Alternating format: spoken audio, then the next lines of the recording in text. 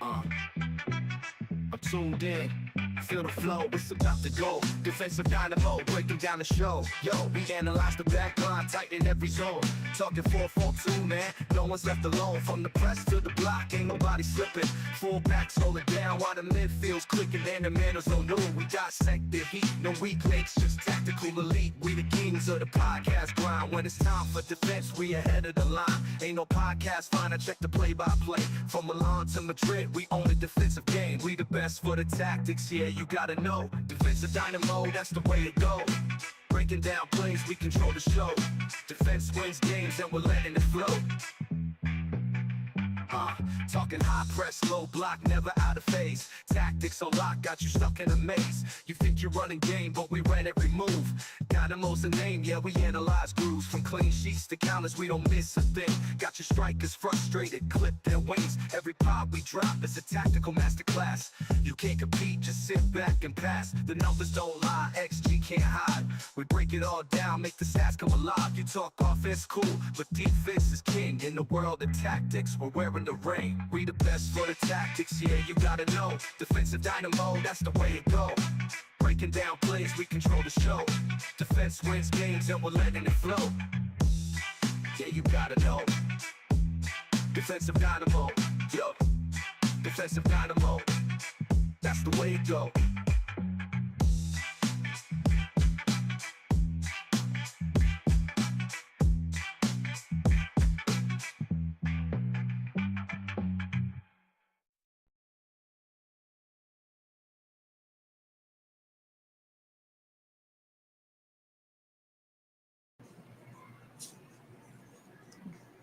Good evening. ¿Qué tal? ¿Qué onda, wey? What's happening, Milan Nation? I'm back with another Milanista report. All right, this is part 2 of Defending 101. In part 1, if you guys caught it yet, I focused that podcast primarily on just the basics of defending, how to mark players, cover and balance, offsides trap, and things that our current club under Fonseca has been doing incorrectly, right? A couple tactical things that have been missed by our back line, plus our midfielders as well, in certain situations when they haven't cut off passing lanes, things of that nature. So in part 2, I'll be breaking down the fundamentals of the rest defense. All right, the importance of transitioning out of that when you lose the ball and counter pressing. All right, the issues with Milan's rest defense and the transitioning phase back into their set defense. All right, when they lose the ball and they're falling back. And also, I'll be getting into some solutions, some tactical adjustments that are fundamental that every coach should know. All right. And also I'll be getting into the Juve preview of the Juve match, the predicted lineups, my thoughts on that game, what we need to do to actually come out with some points. All right. And then that's about it. That's going to be today's show. All right. So strap in for the next 45 minutes or the next hour, Milan Nation, and let's get with it. All right. See, it's about 3 people tuning in. All right, don't forget to subscribe, like, all that good stuff to continually to support this show. All right, Milan Nation, let's go. So that being said, let's get into the fundamentals of, let me just pull up this caption and let's get this show on the road. All right, so I'll explain what the rest defense is, not to bring out a clear definition of it so everybody's on the same page. All right, so here we go. Let's get rid of the caption. And let's get with it. All right, here we go. Let's pull up full screen. So what is the rest defense? All right, rest defense is the idea of structuring your players beyond the ball, so providing that coverage behind the ball. All right, that allows you to be prepared when your team loses the ball to limit counter-attacking situations for the opposition. Players are set up in a way to allow themselves to be supportive options for players on the ball while the team is in possession, but also in areas that allows them to react to transitions and support the team in counter-pressing and other defensive situations. So obviously, this is a big thing with our club. We've noticed with teams hitting us on the counter time and time again, and players not getting back in time in that transition. So how do teams set up for this, right? So there's two common structures, right? First one is 2 plus 3. So you got 2 center backs. This is typically what we're playing most of the time. We got 3 in the middle, and then we got the rest in the attack. So you got 5 players beyond the ball at all times, as much as you can eat. All right. The second one is the most common one. All right, is 3 backs. So if you're playing a 3-back system like Inter does, all right, that forms a natural back 3. Boom, you got 3 people in the back. In my opinion, this is a lot better option because it provides more coverage outside on the outside wings, right, on the outside channels. If you're going against teams with speedy wingers that are trying to hit you on the counter, just like teams like Napoli hit us on the counter, right, with Kvaratskhelia and Lukaku, right? So you got 3 in the back, 3 center backs. Primarily, if you're playing a 3-back, your 2 midfielders here. Those are your 2 main common structures. So in addition to that, teams can structure man-to-man, zonal, right? Teams will typically have presence in the central area and 2 half spaces, as most countering situations occur within the half spaces as maximum width. All right. In today's game, we're seeing team structure with either 2 players in the first line and the third, second line, which typically we see with the teams play with a 4-back system. That's us right there. We're playing with 2 in the first line and 3 in the second line because we're playing with a back 4. Or 3 players in the first line and 2 in the second line, which is typically seen in teams that play back with a back 3. Just like I said before, boom, this is the way Inter plays, as you can see here, and this is how we're set up. All right, and the reason this is an issue, and I'll get to it much more later, but I'll just briefly go over it as well before I really dive into it, is the fact that we have, these are our 2 fullbacks here, right? We have either Royale and Theo. Royale does not have the speed to get back in time. Because the minute we lose the ball, the transitioning phase is slow, and that's why we're getting hit on those counters, especially on the right side, and they're crossing the ball in, right? With those cutbacks, with those crosses, and the catches in the back post a lot of times. In a lot of cases, they're catching us on the counterattack with the center back because our marking is off as well, which I explained in great detail in part 1 of Defending 101. That the cover and balance is not there when you're covering. You have 2 center backs against 1 forward, somebody like Lukaku, for example. All right, so that's rest defense. All right. Let's get this. By the way, guys, if you got any comments about this podcast, any questions, additional questions, sources that I use, let me know. I'll be happy to answer them, all right, in chat. All right, let me just get out of this. There we go. All right, let's pull up this. So let's pull this back up. All right, now let's get into some tactical adjustments that Milan could use, they could do to improve this, right? So most important thing, like I said, is the fact that the main issue, in my opinion, and a lot of other people that I speak to, sorry about that, is the fact that we're playing with that 2-3 press defense, which is not providing enough coverage behind.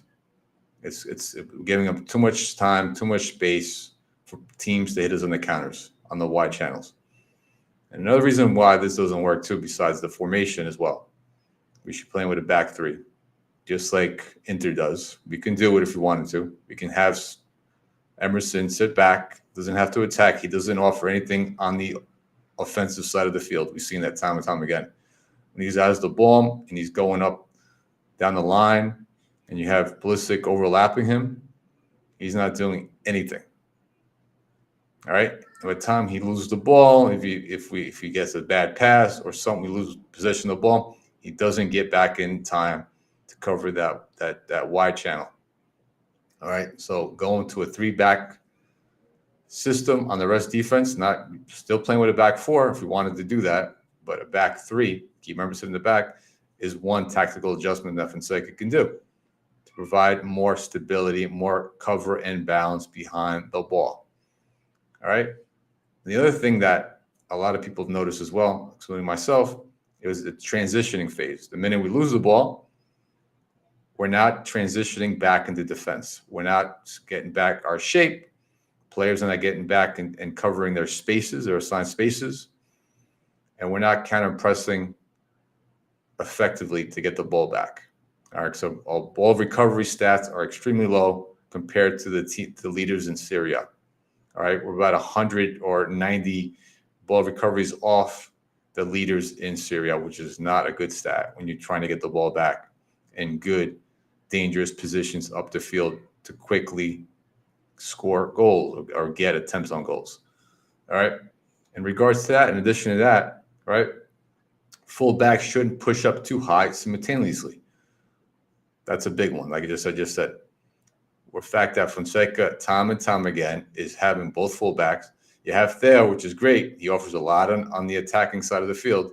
He's got the speed to get back.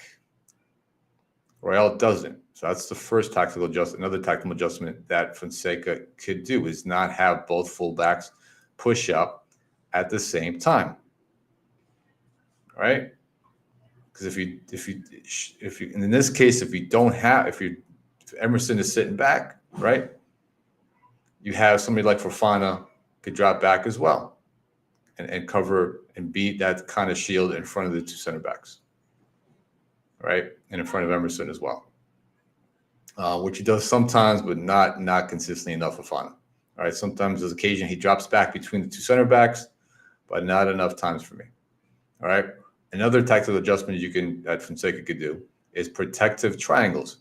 Form defensive triangles around the ball to create layers of coverage.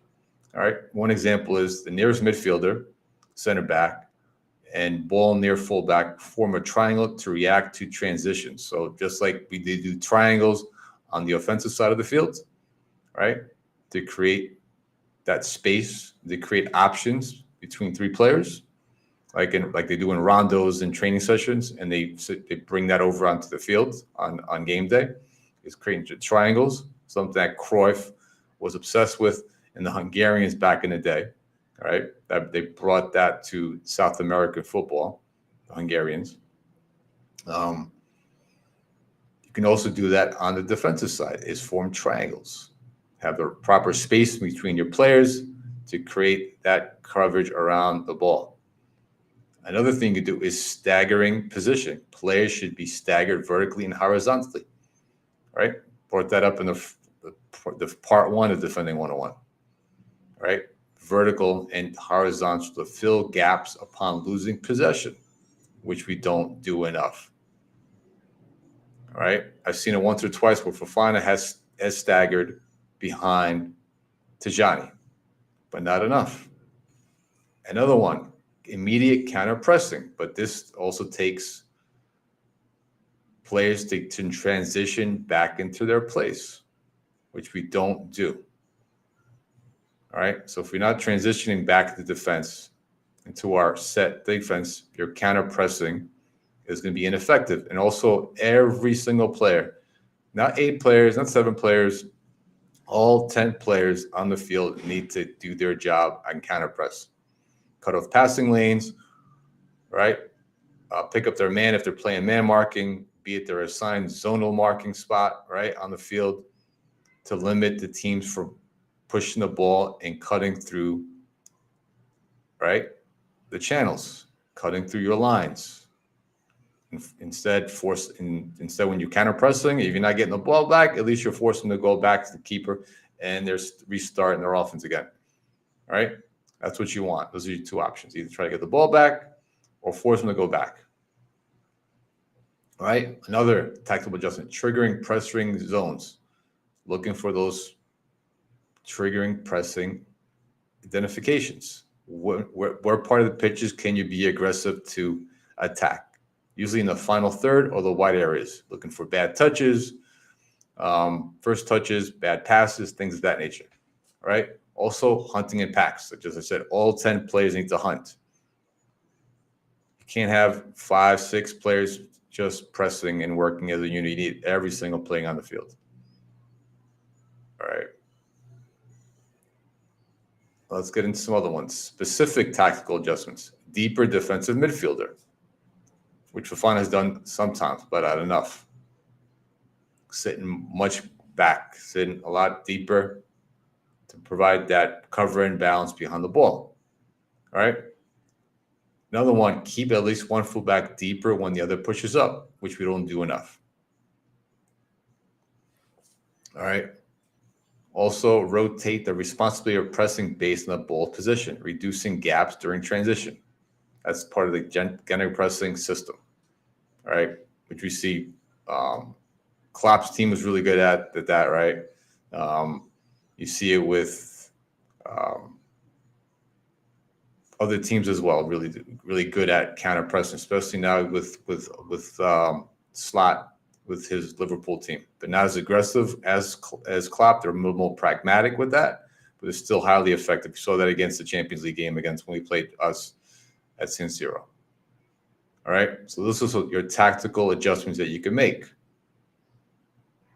to prevent teams from hitting you on the counters when your rest defense is broken down, is not doing its job initially, right, on the defensive side. So there you go. Those are some basics, fundamentals of the rest defense and transition and specific tactical adjustments that teams can make. So I'm hoping Fonseca, I know Fonseca knows this stuff. I doubt that he doesn't. He's not aware of this stuff.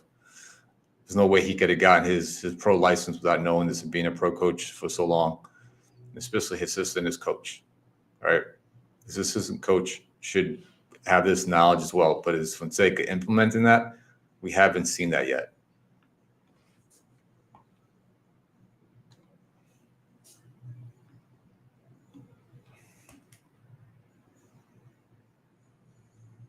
All right, Milan Nation. So that's the first segment right there. Matter of fact, something else I wanted to show you guys. Let's see if I could pull it up. Oh, yeah. Here we go.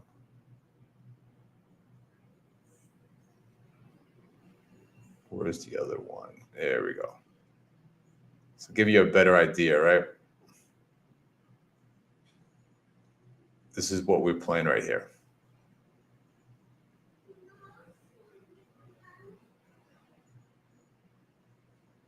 Playing the 2-3, right?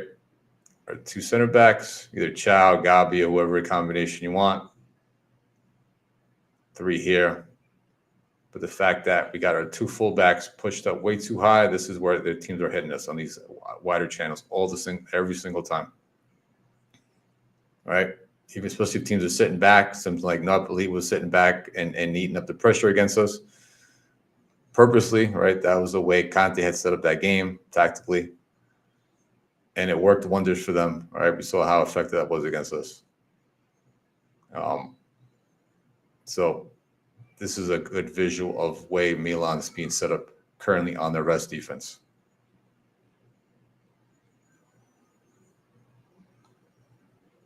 All right, so there you go. Moving on, Milan Nation. Let's talk about the Futuro and Primavera. So this is another big one. Being that both teams are struggling this season. Originally, I wasn't going to bring this up, but there was some discussion, some chats about it. Obviously, the Futura team was playing today against Pescara, which is they don't have a Serie A team, but they're a really well-known academy team in Italy, right? They play Serie C. They have a good reputation of identifying talented kids at a young age, develop them, put them through the system, and then you have bigger teams like Juve. They'll poach their players usually, right? But they have a really good program and something we should be emulating, but we don't because we don't have the right coach. But most importantly, there's a deep ratio than that between the reason why the Futura team and Primavera teams, not just the coaches that I got in place, but the way it's being set up, right? They're being run. Especially for the Futura team, the fact that players like Zaroli, Voss, Liberali, especially we've seen, are not getting opportunities with the first team, right? Which is extremely important. And I'll break that why that's an important issue for them, the development issue, right? Their process of being brought up to the senior team and actually contributing to Milan.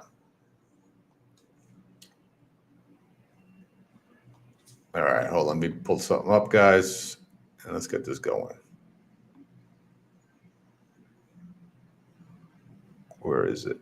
I thought I had it here. Where'd it go? Where'd it go when I need it?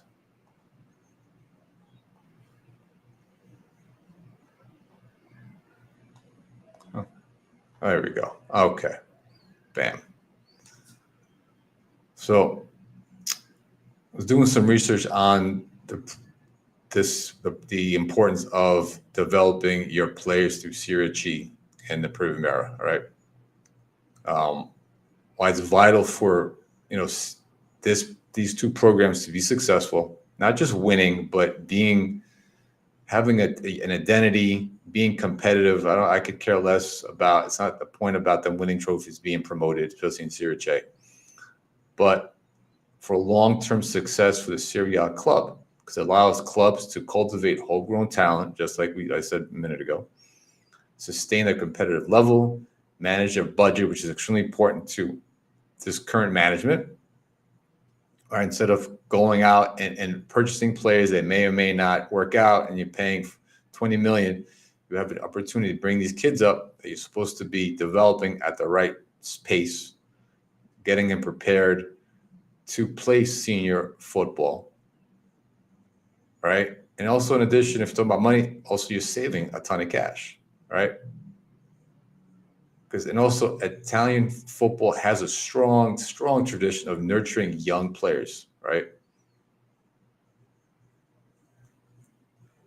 Player development is through real game experience. Our Serie C provides players with a professional level of competition, right? Enables to bridge that gap between Serie C and Serie A, right? Well, by the Primavera, it prepares the players technically and tactically, right? That's the whole point of Primavera, is to prepare your players tactically and technically.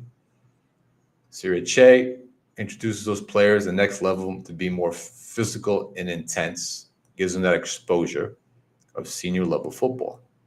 And also, another important is integration into the first team. By giving players just like Zaroli, just like Liberali, like Voss, quality minutes under an experienced coach. So we thought Fonseca had that. We thought Fonseca coming in was going to be that coach since he had a young team at Lille. We're not seeing it right now. I'm not sure why, but it's not being done. All right. Because also these kids, they know the importance of being a Milanista, being Rossoneri, bleeding for the colors. Especially players like Liberali, Camarda, Soroli, right? Bartasaghi. All right. Voss, not so much because he's fairly new to the team. But you when you show these kids the confidence to bring them to the senior team, that you're developing them the right way through Primavera, which they were under Abate. Right? Serie C is supposed to be teaching them the next level, the physicality, intensity of senior football. And then when you see some glimmer of hope with them, something that they're doing right, these other coaches, which they currently are not doing, you bring them up and you give them some quality minutes against lower level teams. Right? Not in moments where you're trying to keep a 1-goal lead in the 89th minute and put one of these kids on and they make a costly mistake and it ruins the confidence. You put them where they can be successful on the field. All right. Not when a team is playing a low block and we're down 1-0. The kid's not going to do much with that in that situation either. All right.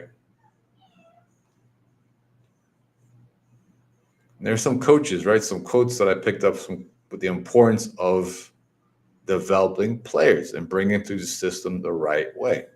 Saki, right? He quoted, "Football is not just about winning trophies. It's about leaving a legacy." That's what he did, Saki, right? Obviously, in so many different ways, not with just Milan, but throughout the coaching world. Developing young players ensures the continuity of a club's identity. It's not just about playing well, but teaching the next generation to think and understand the game. Mancini, former Italian national coach. Young players need to play, especially at a high level. It's not enough to train with the first team. They must have minutes of competitive matches. This is how Italy will grow into next generation of stars. All right. That's the other important thing. You bring it up, especially Italian players like Zaroli, players like that. Camada, Liberali, you bring it through the system. And they can eventually be part of the Azzurri as well, right? And also represent Milan and show that Milan it knows how to develop young players to leave a legacy, not just for the club, for the country as well. All right, another quote from Eusebio Di Francesco, former Sassuolo and Roma coach. At Sassuolo, we gave many young players their chance and the results were clear. You must be trusted. It's a two-way street. Coaches need patience and players must seize their opportunities.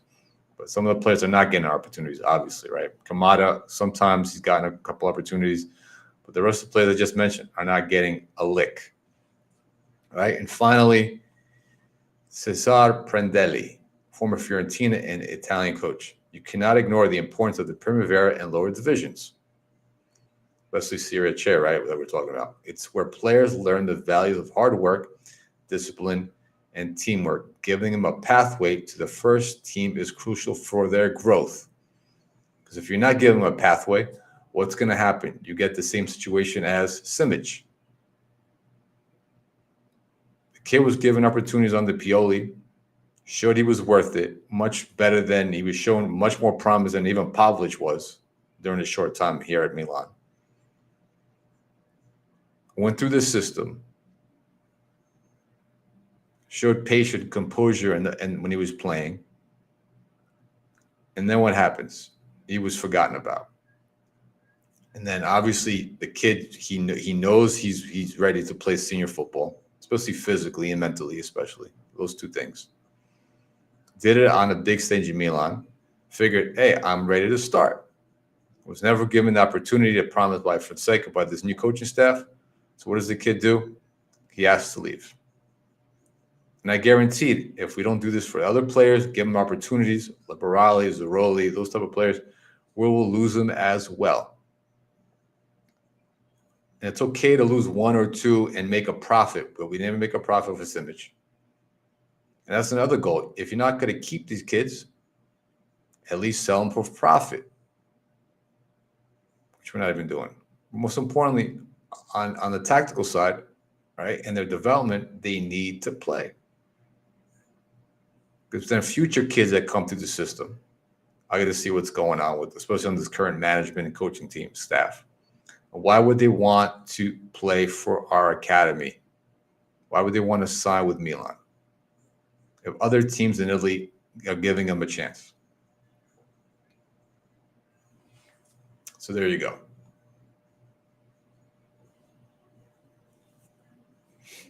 Let's see what's going on with the chat.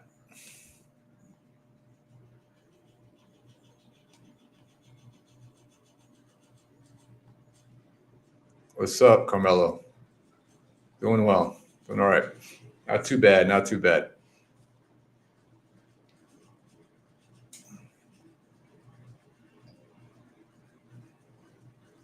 Yeah. 1,000%. All right. Abate would have been a good option for them at the Futura level. But obviously, Primavera, I'm not even sure who's coaching there, but they're not doing a great job either. That team, that Primavera team has fallen off as well.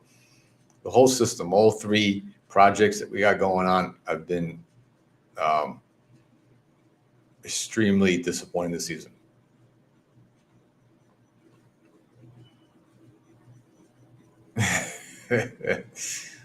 %. Thanks for always locking in, Carmelo, and everybody else as well. Appreciate it. All right, so we cover rest defense, fundamentals, tactical adjustments that Fonseca could make if he wanted to, right? Especially with the formation going to a back three instead of the back two, and tactical adjustments for transitioning as well, right? Back to your rest defense, to your set defense, I should say. Prevent those counterattacks. All right, so now this is the big one. Juve preview. So obviously we got Juve coming up this weekend. Must-win game. All right, and I'm not going to get into the typical Redbird hate stuff today. Sticking strictly with tactics and the game itself. All right, I think we've had enough of that because I know last time I was on with John, Lab, Husney, and Shane as well. We went out for about 2 hours straight last weekend going off on Redbird and the reasons why we're never going to be on board with what they're offering to the fan base at all. All right. So that pod's still on. If you guys haven't checked it out yet, it's on the Milanista 360 YouTube channel. All right. And you'll definitely enjoy the intro song as well. It's a banger of a song too. All right, so let's get into the Juve game. So we got Juve coming up at 12 p.m. my time. It looks like. The head official is Daniele Schiffi. And in terms of injuries, we have no major injuries. The same old one: Florenzi, Benny, and Jovic. Juve's got a ton. Milic is out. He's back in training. Douglas Luiz, their newest signing, midfielder, he's out with a hamstring. Dusan Vlahovic is out as well. Bremer obviously is out for the season. Cabal's out for the season. Those are two crucial defenders. Gonzalez is out, thigh injury. And then you got Vasily Jaric, muscle injury. So you got this. There right now, Juve is medically they got players just falling off left and right. Let's get into the team form.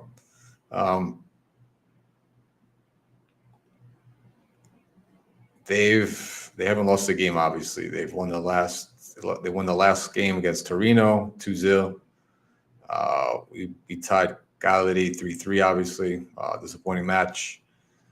And in terms of formation wise, it looks like, let's get into Juve's formation.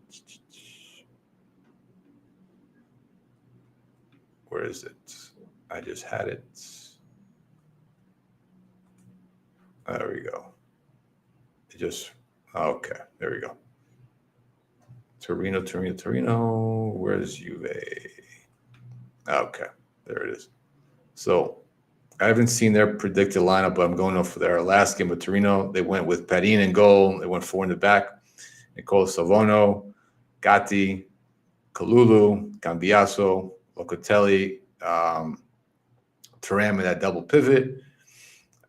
Way Cup Niners, Yildiz, Vlahovic. But it looks like, according to reports, it looks like Way is going to be playing up top. So he might go with a different formation a little bit. I'm not too sure. So I'm guessing if Way is going to be going up top, you're going to have Conceição on that wing. So those two players, especially Conceição and Yildiz, are the two most dangerous players that we need to consider for this game. We need to be worried about against the Milan team, for the Milan game coming up, right? Especially on those counterattacks, all right? Because that's what they're going to try to hit us on. Mota, typically, he's so far this season been very defensively oriented, very strong off the ball. Haven't given up a ton of goals. They've gotten, even though it might be different now since Cabal's out, but they did shut out Torino as well. Lille, the last game before that was 1-1. So they're not giving up a ton of goals, even with these injuries. They're still defensively strong. It's not just about the back four, right? It's also the midfielders. So in this case, you got Thuram and Locatelli, right? And they're doing their job most of the time, providing that shield behind the back four. So there's Juve's. Now for us, we got a couple different lineups that are possibly I've heard a couple different ones. So let's get into it right now. And the first one. That's not the one I wanted. Okay. Let's get rid of the caption. So the first one, according to some sources, might go to a 4-3-3. So you got Mike, Royale, Chow, Tamori, Hernandez, Tijani, Fofana, Loftus-Cheek, Pulisic, Morata, Leao. All right. Now, if we go with this 4-3-3 formation, I'm not sure what Fonseca is going to do off the ball. That formation is going to change, right? Formations are not static. I don't know if he's going to fall back to a 4-2-4 or what, or back to a back five, similar to what he did against Madrid. But regardless, the fact that we just talked about Conceição on the right side, Yildiz on the left, those are not good matchups for Royale or Hernandez. Conceição is a very compact player, similar to like a Messi, not saying skill-wise, but that type of player. He's small, compact. Those players are usually really dangerous with the ball. So we need to look and see if Tijani is going to fall back and cover that wide channel with Hernandez. Loftus-Cheek too. Is he going to get back in time and not be out of position and make sure he's helping out Royale on Yildiz? And also for Fofana, what kind of game he's going to have playing that central role, that CDM position. All right. He's going to be able to cut off those passing lanes to Weah and to the other players and prevent him from cutting through the lines, or is he going to be able to recover balls or even slow down the balls, slow down their buildup? All right. Because like I said, Fofana's been super inconsistent in the last few games. The big thing that I'm noticing here as well, I'm sure everybody's noticed, is where's Gabia? Because even the other predicted lineup that I'm seeing, Gabi is not listed as a starting 11, which doesn't make any sense. All right? Because according to stat-wise, not even talking about eye test, right? Well, they just go stats alone. Some people love stats to death. Where is it? Where is that stats? Is right over here. Where the hell did it go? No, I don't have it here. All right, let me pull it up here, guys. Okay, so Gabbia starting in 2024-25.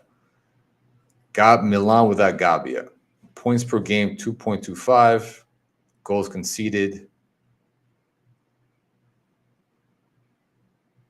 Oh yeah. Okay. So with Gabia starting, I'm sorry. We've been scoring 2.5 goals. Goals conceded per game 0.88. 4 wins out of 6 games in Serie A. Now, when Gabi isn't starting, we're scoring 1.6. We're giving up 1.66, and 1 win out of 5 games. That's just stat wise. So you're looking at stats, eye tests. Milan's way worse without Gabia starting. So I'm not too sure what Fonseca is seeing in training sessions. I have no fucking idea. But something's off.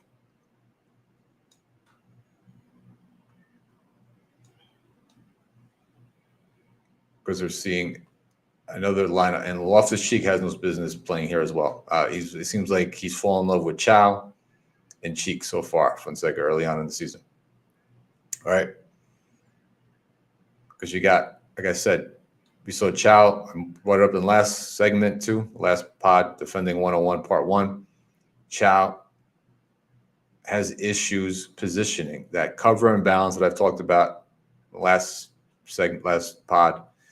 Chow does not do that well. Even Tomori tactically is not up to par. Right? He ain't there yet. He should be there, but he doesn't have it in him.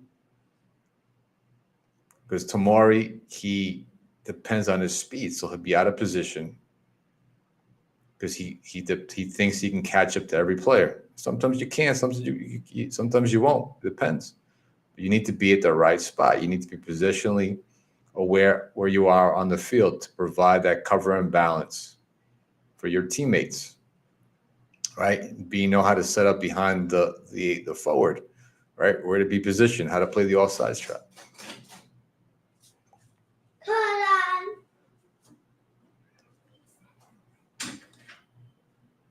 That was my kid. Hold on, guys.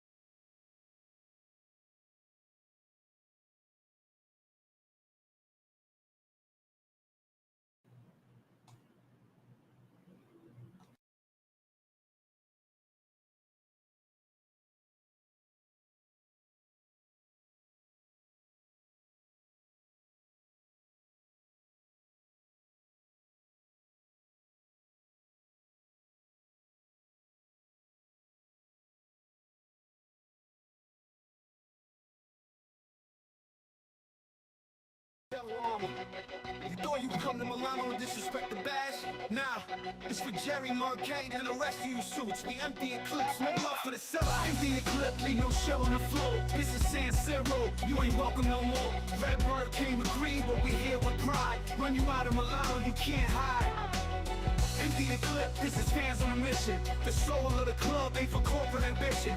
You disrespect the crest and you pay with the cost. In the land of the devils, your empire's lost. Yo, Jerry talking numbers, we talking legacy. You treat Milan like a stock, disrespecting history. Maldini was the heart, but you let him go cold.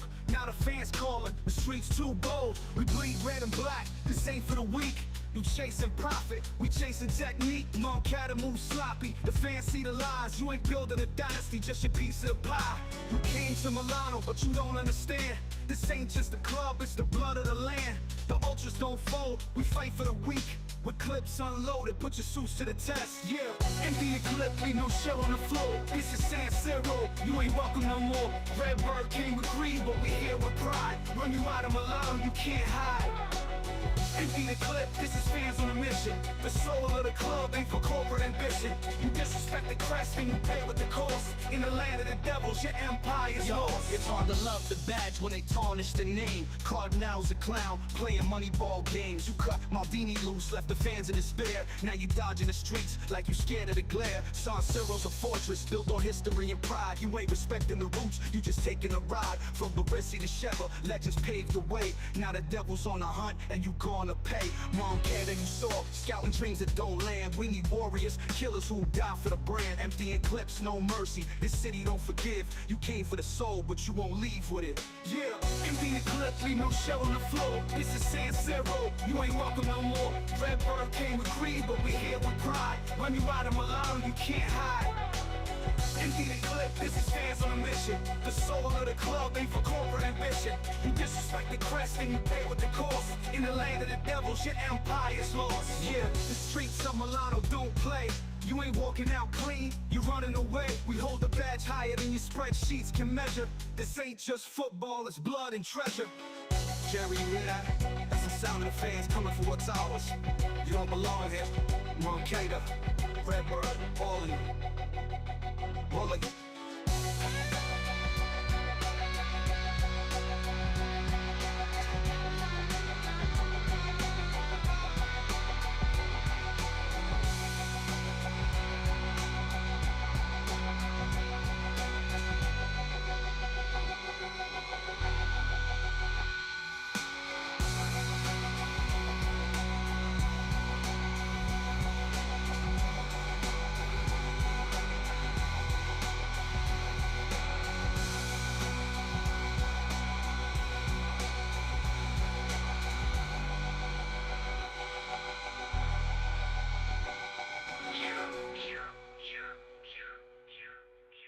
Jerry, you hear that?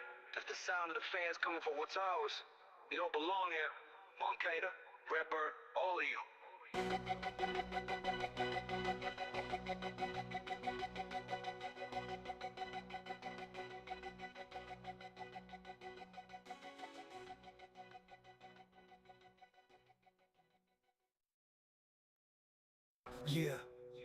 Yeah, streets of Milano don't play. You ain't walking out clean, you running away. We hold the badge higher than your spreadsheets can measure. This ain't just football, it's blood and treasure. Jerry, you hear that? That's the sound of the fans.